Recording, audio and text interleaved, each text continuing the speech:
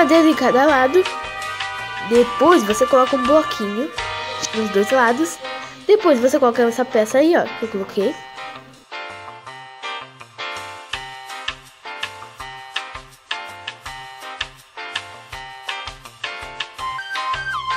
Pegue duas daquela dali.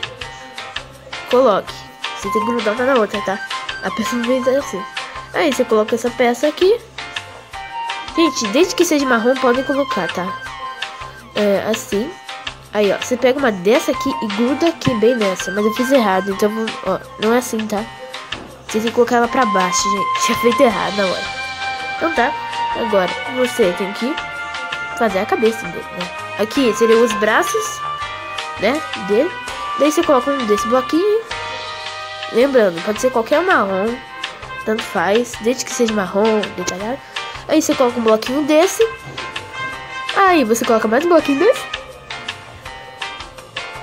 Aí você coloca os negócios ali que seria sirene. Que não era pra ser assim, era pra ser vermelho. E você coloca mais um desse. E você coloca mais um desse, que seria sirene também, né, gente? Que ficou parecendo um alien.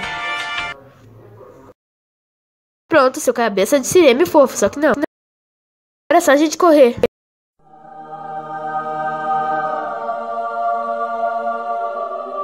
Esse vídeo foi a todos que pediram pra fazer esse bicho aí, que eu sei lá, que o maioria sonhou, que lançou alguns dias. Eu só vi ontem que tinha lançado esse negócio aí. Eu não sei se é mas ó, eu fiz pra vocês, né, porque muitos já tinham pedindo, então. Aí, meus amigos, aproveite.